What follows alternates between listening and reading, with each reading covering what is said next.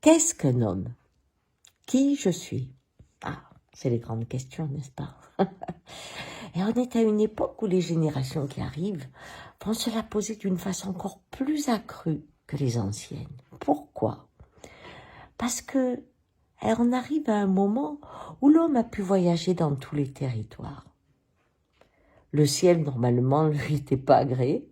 Hop, il a inventé les avions, et même plus loin. Il a inventé quoi? La fusée, et même plus loin. Il a inventé des télescopes, puis il a inventé des choses de plus en plus fortes pour pouvoir voir l'immensement grand.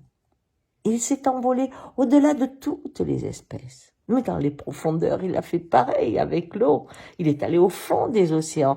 Mais il est allé aussi dans une goutte d'eau. Il est allé dans un atome. Il est allé dans un neutron.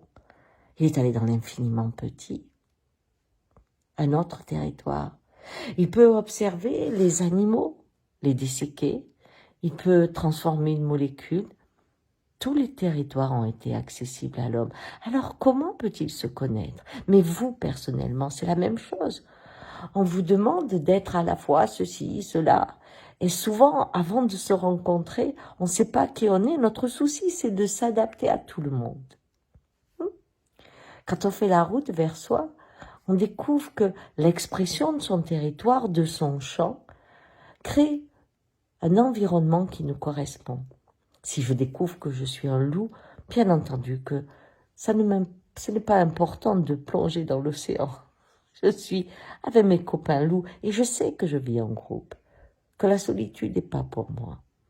Et l'homme, comment sait-il qui il est?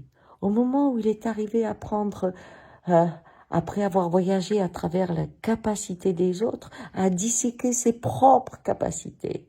Ce cerveau, l'homme était au-dessus des animaux, c'est extraordinaire, il avait un cerveau. Oui, mais maintenant, la machine qu'il a construite a son cerveau.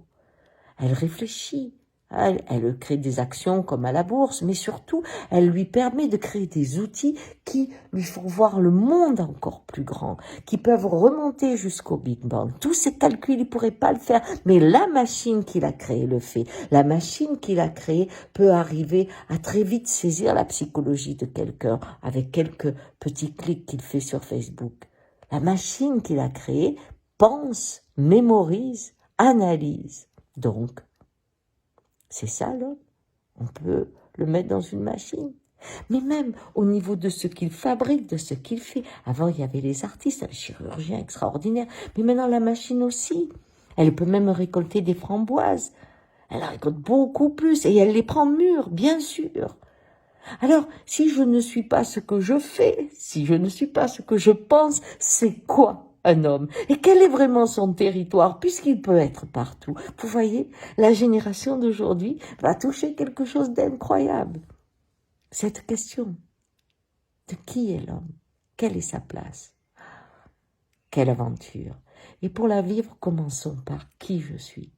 Si vous faites ce chemin vers vous, vous êtes en train d'aider à l'espèce de trouver son chemin vers elle. Ciao!